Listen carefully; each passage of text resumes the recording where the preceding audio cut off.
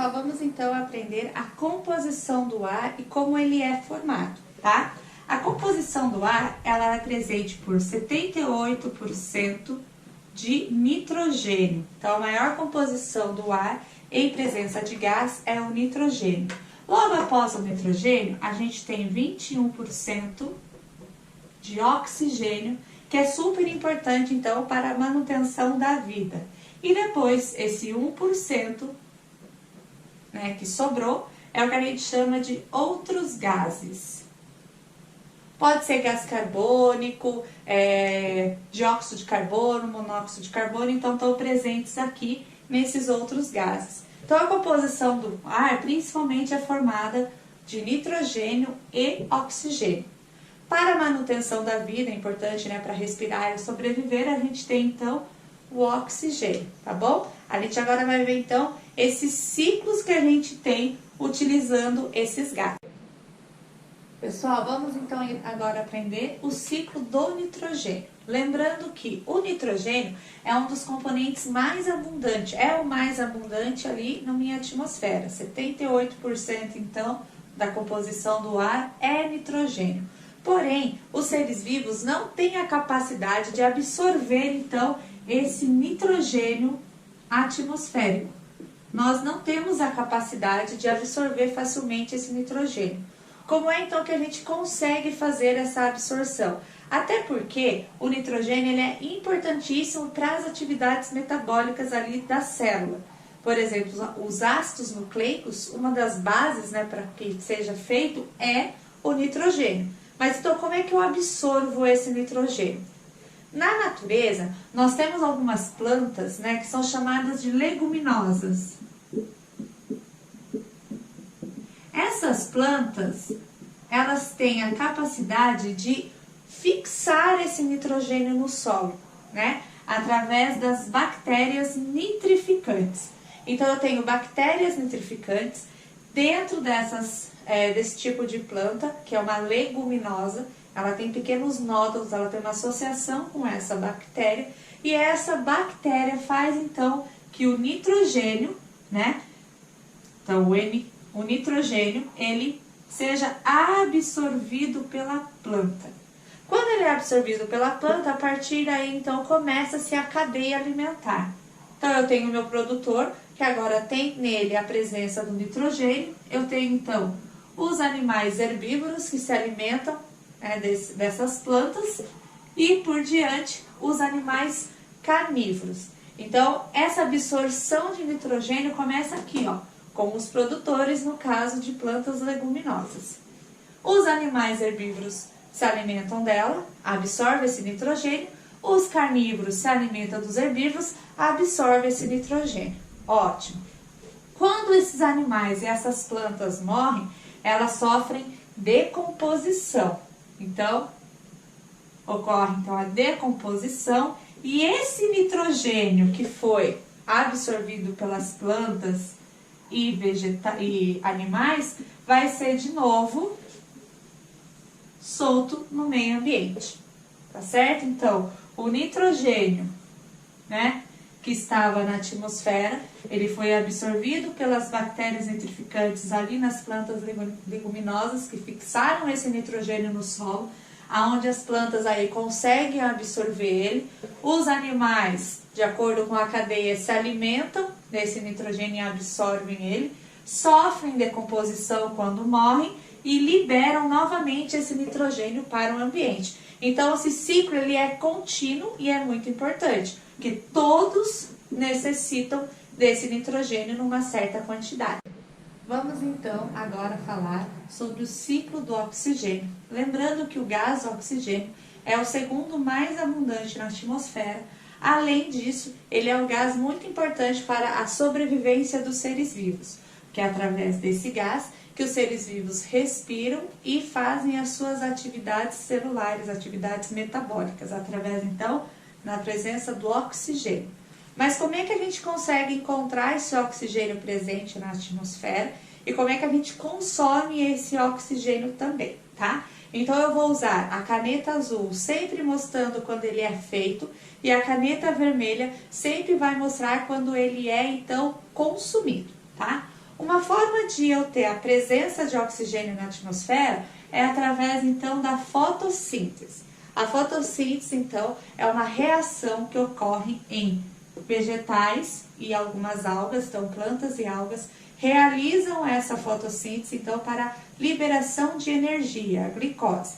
Quando elas realizam essa reação, elas liberam, então, nessa reação, o gás oxigênio. Então, tanto aqui a minha árvore, quanto a minha alga, elas liberam esse gás oxigênio presente na atmosfera. Lembrando que as algas, elas são muito mais importantes nesse quesito de produzir oxigênio do que as plantas. Porque, teoricamente, a planta está produzindo oxigênio para ela mesma, para ela depois respirar. Porque tanto planta quanto alga, ela vai ocorrer, então, o que a gente chama de respiração, que é o consumo desse oxigênio. Então, o oxigênio que tanto a fotossíntese fez em plantas maiores, em árvores, por exemplo, quanto em algas, ela está ali presente, né, na atmosfera, esse CO2, e esse CO2 ele vai ser, então, consumido pelos seres vivos através da respiração. Outra forma que eu consigo consumir esse oxigênio é através da queima, que nós chamamos de combustão. Toda combustão necessita da presença do oxigênio. Se eu não tiver oxigênio, a combustão não acontece.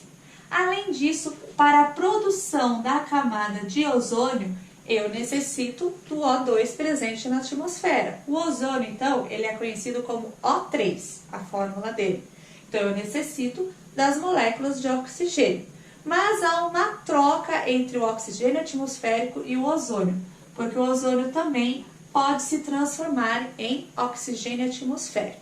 Então, esse aqui é o que a gente chama de ciclo do oxigênio, onde todos estão interligados. Se eu não tiver plantas e algas para realizar a fotossíntese, eu não vou ter a presença do oxigênio na atmosfera, então eu vou ter, problemas tanto na combustão quanto na respiração dos seres vivos. Agora a gente vai falar, então, sobre o ciclo do carbono. Então, nós falamos, que o carbono, ele também é presente na atmosfera, lá naquele 1%, e ele também tem a sua importância, tá? Ele é importante também para o meio ambiente. Não só na parte positiva. Nós temos a parte positiva e a parte negativa quando a gente fala do dióxido ou monóxido de carbono. Quando a gente fala do dióxido de carbono, que é o CO2, ele é importante principalmente porque ele está envolvido na fase da fotossíntese. As plantas, então, elas absorvem esse CO2 para então que elas consigam realizar a reação da fotossíntese, tá? E aí eu tenho, então, outras coisas no meu meio ambiente que vão liberar esse CO2 para o meio ambiente, que daí pode ser positivo ou negativo, tá? A decomposição dos seres, ela libera CO2 para o meio ambiente, tá? É uma reação que ocorre e um dos gases que libera ali na decomposição é o gás carbônico.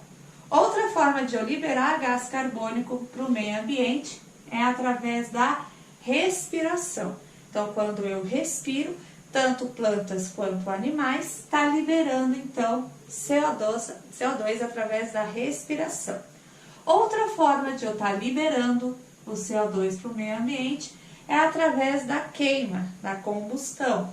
E aqui está a parte não muito boa sobre o CO2. Por quê? Quando essa queima é queima de combustíveis fósseis ou um desmatamento, eu estou tendo um aumento de produção de gás carbônico ou monóxido de carbono também.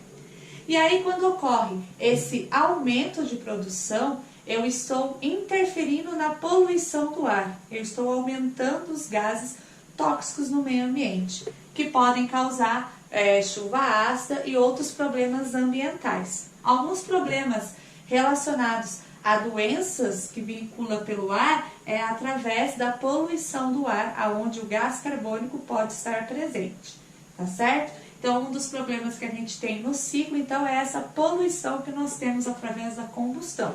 O restante seria natural, só que a combustão, ela intensifica essa quantidade de CO2 e isso traz prejuízos tanto para a saúde humana quanto para a saúde vegetal e animal.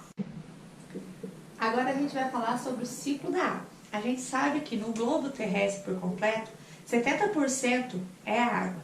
Desses 70, 2,5 é de água doce. Então, água para consumo tanto humano quanto de animais e vegetais. Os outros são, então, água salgada.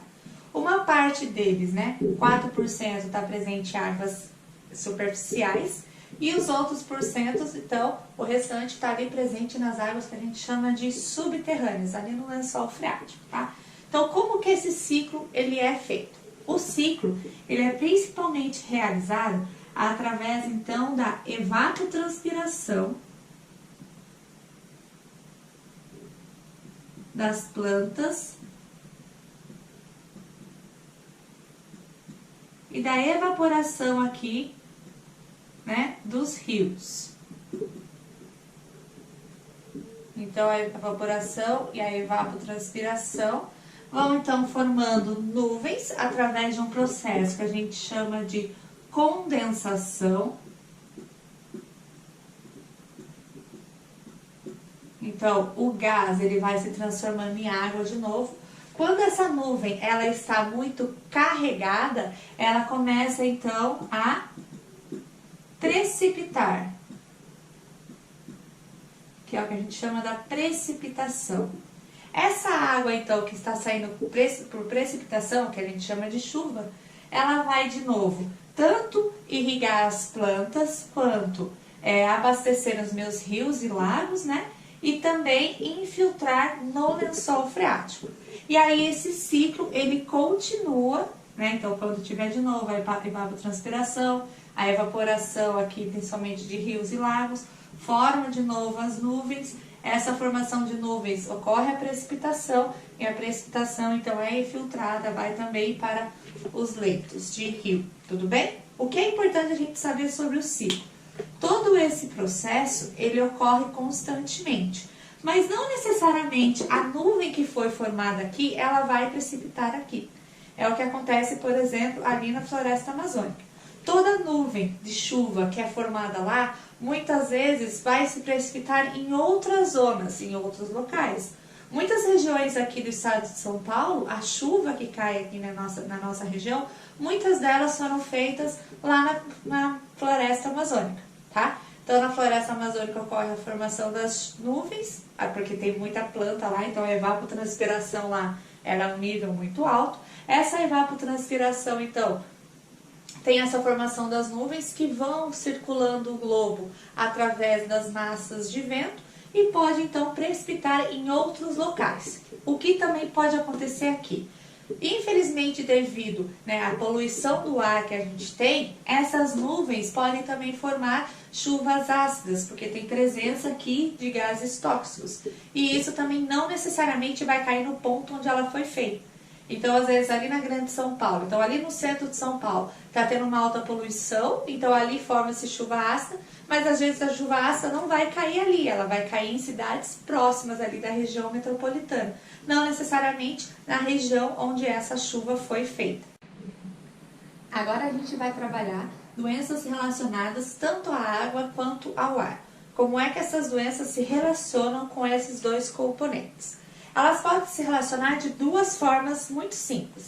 Eu posso utilizar um desses dois componentes para que ela exista, ou ela pode ser transmitida por um desses dois componentes. Por exemplo, quando a gente fala da doença da dengue, eu necessito da água para que o mosquito da dengue ele se reproduza, mas não é a água que transmite a dengue. O mosquito necessita da água para se reproduzir, para botar seus ovinhos e ali os seus filhotinhos nascerem, e aí sim, se ele picar uma pessoa que esteja então com a dengue, ele transmitir, que é o mosquito da Aedes aegypti. Quando a gente fala no ar, por exemplo, a gente tem a rinite, a asma, que são doenças relacionadas à poluição do ar, mas não é que o ar transmite essas doenças. Agora, quando a gente fala na situação que a gente está hoje, do Covid-19, aí são doenças que o ar se o ar estiver contaminado, ele pode transmitir. Então, o ar ele pode estar relacionado ou ele transmitir essa doença. Muitas bactérias e outros vírus, como, né, o Covid, ele usa então o ar para essa transmissão. A água também tem a transmissão, a gente tem a cólera, tem, né, a giardíase, que é então vinculada pelas águas poluídas. Tanto o ar quanto a água, quando tem então essa poluição, pode causar problemas tanto ambientais quanto também na saúde pública, tá certo? Então é muito importante a gente prestar atenção e preservar esses dois componentes no meio ambiente, tá certo? Bons estudos!